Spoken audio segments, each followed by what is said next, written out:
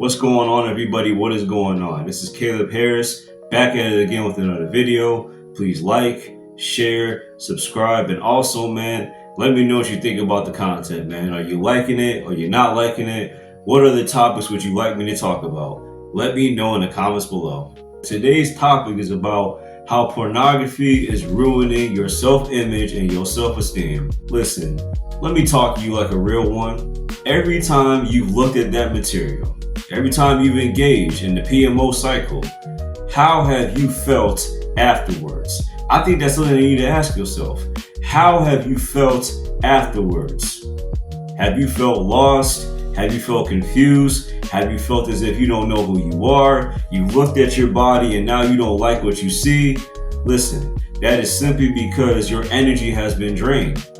You see, whenever you look at pornography, whenever you engage in sexual sin, whenever you are doing things that God don't want you to do, let me tell you something, you don't feel right in your spirit.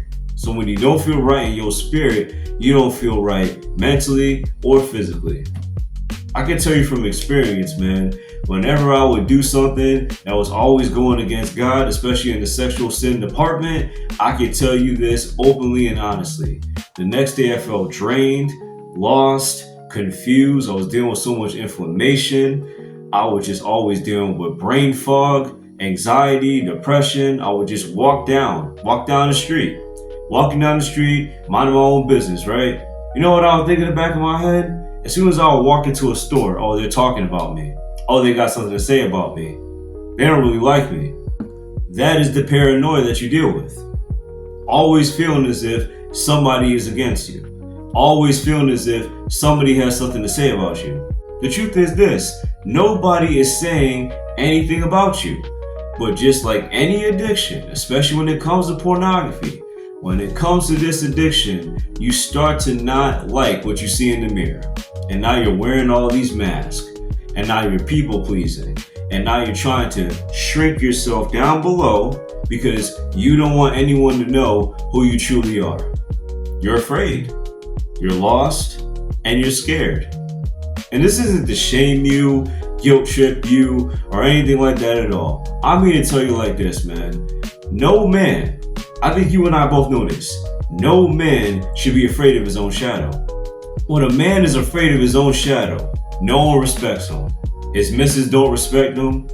His mom don't respect him. His dad don't respect him. No one at school respects him. For all you who are college kids or high school kids, your co-workers don't respect you. Your boss doesn't respect you. That's why he always has you doing all these things. That's why she has you always doing all these things, because they know you ain't gonna say no. They know, oh, we could depend on so-and-so because so-and-so will never say no. So-and-so isn't going to sit down here and tell me no. I can make so-and-so do all these things. And guess what? Not pay you any extra money. Because you are so afraid to lose that job. You are scared to make anything happen. You're still scared to start that business. You're still scared to start opportunities. You're waiting for the perfect opportunity. Doesn't this sound familiar? Aren't you also waiting for the perfect opportunity to quit pornography? How many times are you going to keep on telling yourself, oh, well, you know, this is the one last time I'm going to do it. It's the last time I do it. I promise you, this is going to be the last time I do it, God. One last time. I promise, God, one last time. And then you enter the prayer room yet again, praying for the same thing over and over and over again. I'm going to help you out today. And I'm going to say this with love and compassion. And I pray you understand me. You cannot keep going to the throne room over and over and over again, praying that God delivers you from pornography. You need to be action-oriented. So step one, get rid of all the sexual material. I mean all of it. Put that blocker on your phone. Spend less time on social media. Get out of the apartment. Make sure that you're active. Make sure that you're praying. Make sure that you're fasting. Make sure you're listening to worship music. Step number two, you gotta start interacting with others, both men and women of your church. You need to stop being so judgmental. You need to silence those thoughts in your head. I know what they are, because I used to go through the same thing. The thoughts of, they don't like me. They don't want to talk to me. They're weird. I don't think I'm going to fit in with them. All of these 4 things that I just mentioned, they ain't even true. You're not special. No one is against you. No one has a problem with you. You have people who will like you, and obviously you're going to have people that don't like you, but to go around here thinking that everybody doesn't like you and everybody doesn't want to be around you, you're telling yourself that because you don't want friends and you don't want family because of one reason and one reason only. You are scared you're going to get hurt again. You're going to get hurt in this world, my friend. But getting hurt is a part of life. You can sit down here and reject everything that I've been saying for the past couple of minutes or so. And you can decide to live in your own fantasy. You can live in your own fantasy. Still staying with your mama. Still staying at that dead-end job. Still not making any new connections. Still not making any new friends. Isolating yourself from your own family.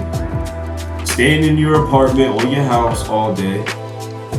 And being paranoid of what the world has to offer you. We as men can no longer keep living like this. Because the more and more we live like this, our self-esteem is going to become a lot lower. Do we really want our self-esteem to be low? Or do we want our self-esteem to be high? You can keep doing the same thing over and over and over and over and over again, or you can do something different. Because all I know is this, man. What's helped me to stay free is this. Socializing, leaving my house, starting a business, creating artwork, and that's it. These are the things that have been helping me out to stay away from porn and also drugs and alcohol as well. And it's helped me to be a better man. It's helped me to make better connections. I walk around here with my head held high. My skin is clearing up a lot more. I feel a lot better about myself. I'm a lot more optimistic about the future, and I just feel good. I still have good days, I still have bad days, and temptation is always around the corner, but I know what to do when I feel tempted. Whenever I find somebody who's attractive, who could possibly be a stumbling block, I just look and look away, counting the odds, as they say. When I find myself scrolling on social media, whether it's Facebook or Instagram or whatever the case may be, to find vending events to promote my business, Choosing Your Freedom, I'm always going to stumble across something that's just crazy. Now, do I look at it? No, I don't. And you know what I tell myself? It's okay. I cannot control the internet. However, I can control my actions. This is a little bit crazy. Let me press the not interested button or the block button. Or most importantly, what I'm going to tell myself is this. You know what? In the future, aka the next couple of days, I'm going to spend a little less time on social media. I'm going to set my timer from 30 minutes, and maybe I'll try 20 minutes, or maybe I'll just try 15 minutes so I can stay on track. You understand? We have to be solution oriented. You see, we have to be solution oriented. Because if we don't got solutions, we'll always have problems. You need to start embracing these challenges. You cannot keep running away from these challenges over and over and over again. Because the more and more you run away from challenges, the more and more you're going to run away from everything. And that's not a good thing. You as a man cannot afford to keep running away. You have to face everything head on. And if you're not facing everything head on, I don't know what else to tell you. People are going to keep taking advantage of you. People are going to keep stepping all over you. And you're never going to be able to set clear boundaries. I'm telling you, man, you don't want to keep spending your life like this. Take the heed, take the warning. That's all I got for this video, man. Take care, God bless, and as always, peace with 2 fingers. You do not want to keep doing the same thing over and over again and expecting something different to happen. It's time for a change. Listen, it's time for a change, which is why I created my course, Breaking the Chains of Pornography.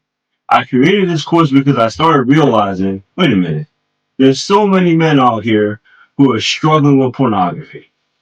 So many men out here struggling with sex addiction.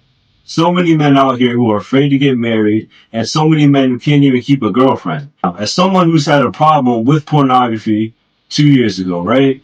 I can honestly tell you, I was walking around, I was shy, I was timid, I was nervous, I was scared. I didn't know who I was at all. I didn't care about my appearance. I didn't take care of myself. And I was always afraid of everything. I had this doomer gloomer attitude on life. I'm sitting around here and I'm blaming everybody else for my problems. I'm blaming men, I'm blaming women, I'm blaming the church. But who am I not blaming? I'm not blaming myself. So I had to do some soul searching. And by the grace of God, I've still been free, which is why I want to help you out. I get it. It's lonely being a man. But this course right here also has community, has the right connections, has God-fearing people in it as well, and most importantly, a support system for Christian men who are battling what's going on in the last days. Let me tell you something, man. The last thing you want to be doing in these last days is battling with pornography. What would Jesus do if he was sitting right next to you? He was sitting right next to you, and he knew that you were battling with pornography. And you just kept giving in over and over and over again instead of doing something differently. Do you think that Jesus would be happy with your behavior?